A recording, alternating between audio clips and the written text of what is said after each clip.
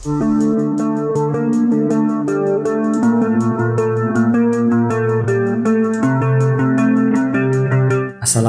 warahmatullahi wabarakatuh. Kembali lagi bersama kami, Tobat Nakal Official. Di video kali ini saya akan menceritakan sebuah kisah misteri tentang tumbal pesugihan. Cerita ini diangkat dari kisah nyata, yang dimana nama dan tempat sudah kami samarkan agar menjaga dari hal yang tidak diinginkan di kemudian hari. Kisah ini menceritakan tentang seseorang yang melakukan perjanjian gaib untuk mencari kekayaan. Sampai pada akhirnya anak cucunya lah yang menanggung akibatnya. Tapi sebelum masuk alur ceritanya, jangan lupa ambil posisi yang paling nyaman dan bunyikan tombol lonceng notifikasinya. Dan cerita pun dimulai.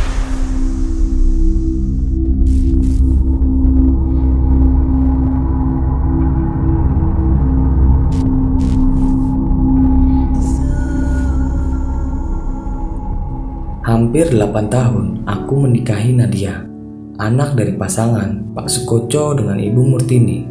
Setelah membina rumah tangga sekian lama, kami baru saja dikaruniai momongan, seorang bayi mungil dan cantik yang kuberi nama Safira.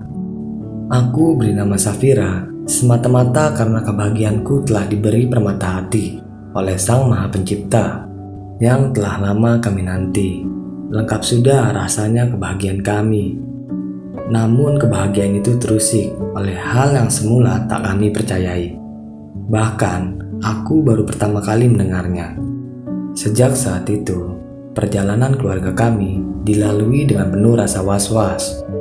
Aku sengaja menyembunyikan hal ini dari istriku, sebab aku tak ingin istriku mengetahuinya. Karena penyebab semua hal ini yang tak lain adalah ayahnya, yaitu mertuaku. Awal mulanya, hal ini ku ketahui dari sebuah pertemuan tak sengaja dengan seorang bapak-bapak yang bernama Dedi di sebuah mal terbesar yang ada di kota Depok. Usia Safira saat itu sudah menginjak 2,5 tahun dan sedang lucu-lucunya. Aku saat itu sedang menemani anakku bermain mandi bola. Saat aku mengawasi anakku dari kejauhan, kulihat ada seorang bapak-bapak sedang memperhatikan anakku. Matanya senantiasa menatap anakku penuh perhatian. Ketika aku akan menegur bapak-bapak itu, justru dialah yang mendekatiku. Awal mulanya, aku curiga padanya. Tapi setelah kami mengobrol, rupanya Pak Dedi itu nampak cukup baik dan ramah orangnya. Setelah obrolan kami menyangkut anak-anak, nampak ia seperti sangat serius. Pak Dedi banyak bertanya tentang Safira. Dan aku sangat terkejut karena dia tahu tentang kebiasaan anakku. Dan dengan terus terang, ia sangat mengkhawatirkan anakku. Jaga anakmu dengan baik, jangan sampai dia jatuh ke tangan iblis laknat itu. Aku terkejut bukan main mendengar perkataan Pak Dedi itu. Menurut Pak Dedi, anakku tengah menjadi incaran tumbal yang dilakukan oleh jin akibat persekutuan gaib yang dilakukan oleh keluarga dekatku yang masih ada pertalian darah dan masih hidup. Walau aku belum percaya sepenuhnya, tapi tak urung membuatku takut. Terlintas pula pemikiran curiga akan semua keterangannya itu. Tetapi hal itu tertepis ketika ia tahu semua kebiasaan dan benda-benda yang disukai oleh anakku Safira. Kebiasaan itu diantara lain, anakku sering kepanasan dan sering minta mandi, walaupun pada saat malam hari. Dan juga ada tanda bercak putih sejak lahir sebesar kuku di tengkuk dan telinga anakku. Menurutnya, itu sebagian tanda bahwa anakku Safira akan dijadikan tumbal oleh si iblis laknat itu. Pak Dedi juga menanyakan apakah ada keluargaku yang memiliki ciri mirip seperti itu. Setelah kupikir sejenak, aku jadi ingat mertuaku, Pak Sukoco. Dia memiliki tanda juga seperti itu. Tetapi, bercak putih seperti panuk di mertuaku itu cukup banyak. Hampir menutupi separuh mukanya, leher, serta kedua telapak tangannya. Sebenarnya, apa hubungan tanda itu dengan anakku? Tanyaku ke Pak Dedi. Pak Dedi hanya diam. Sorot matanya penuh dengan rahasia. Pertanyaan itu pun benar-benar tak terjawab. Sebab Pak Dedi ditelepon oleh orang rumahnya yang memintanya untuk segera pulang. Sebelum kami berpamitan, Pak Dedi meminta namaku, nama istriku, nenek dan kakeknya Safira, serta tanggal lahirnya.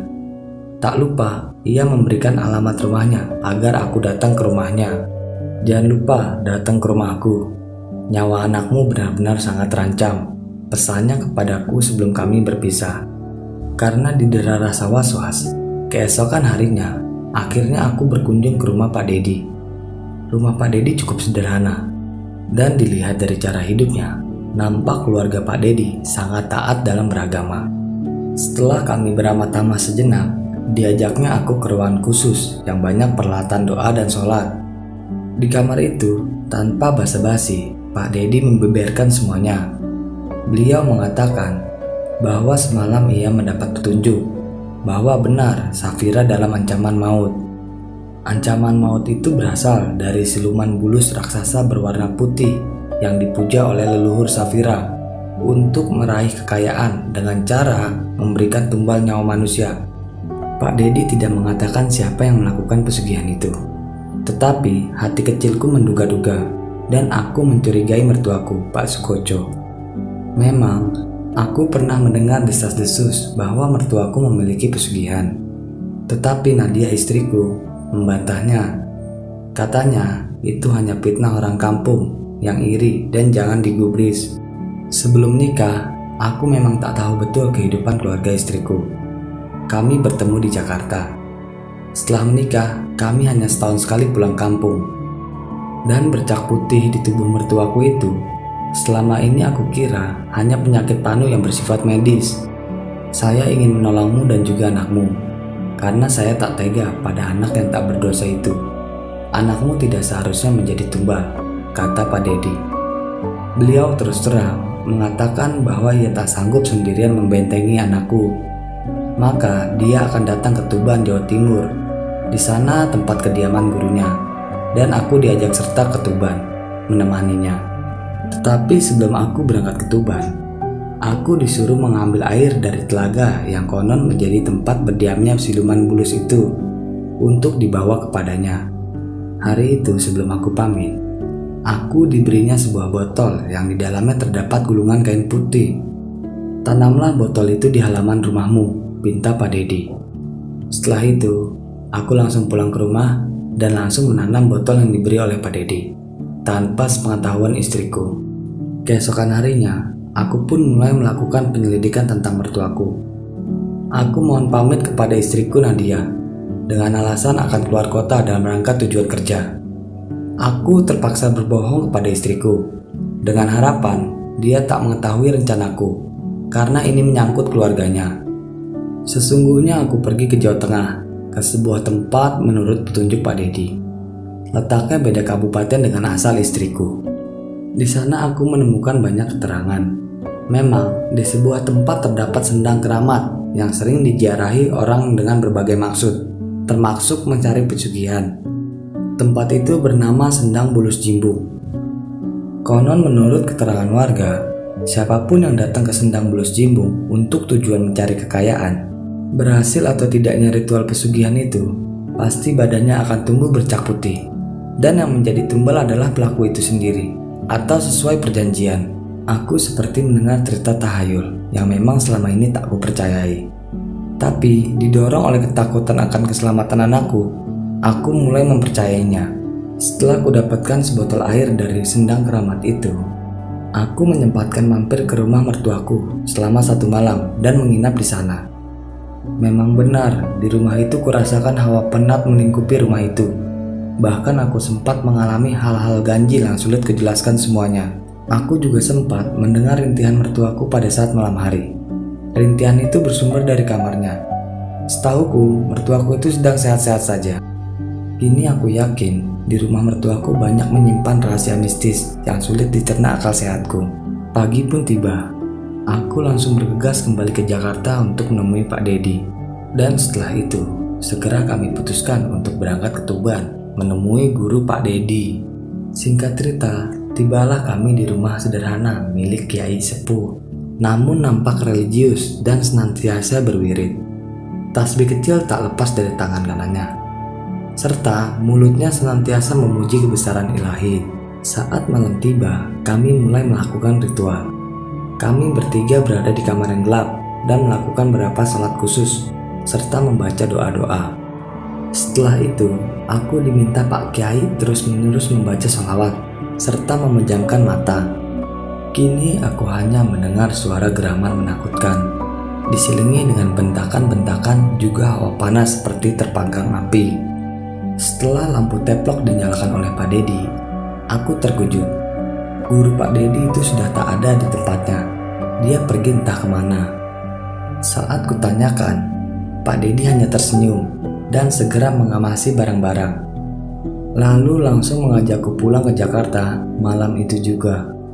Aku ingin bertanya banyak, namun dengan isyarat tertentu, aku disuruh diam oleh Pak Dedi. Dengan berbekal sekendi air, kami kembali ke Jakarta. Pada mulanya, kami kesulitan mendapatkan angkutan umum. Setelah kami berjalan sejauh kurang lebih 3 km, akhirnya kami mendapatkan mobil yang kami sewa untuk ke Jakarta. Kami pulang tanpa berhenti, karena hal itu dilarang oleh Pak Dedi, walau hanya sekedar buang air kecil sekalipun. Di perjalanan itulah Pak Dedi menjelaskan semuanya. Memang benar, mertuamu itu bersekutu dengan siluman bulus jimbung, dan yang menjadi tumbalnya adalah mertuamu sendiri, dan satu orang setiap generasinya. Hal itu disepakatinya dengan siluman bulus jimbung, agar kekayaannya langgeng hingga anak cucunya kelak, jelas Pak Dedi. Kini aku jadi teringat akan kematian adik iparku, yang mati ketika usianya baru beberapa tahun. Menurut Pak Dedi, ia dan gurunya hanya sekedar berusaha memutus perjanjian gaib antara mertuaku dengan siluman bulus jimbung itu, agar tak terjadi tumbal berikutnya. Setibanya di Jakarta, aku betul-betul panik. Ternyata Safira anakku demam tinggi sekali. Lalu langsung saja Pak Dedi menyuruhku untuk meminumkan air dari kendi itu ke anakku, dan sisanya dipercikan ke tubuhnya. Sedangkan Pak Dedi terus membaca doa-doa.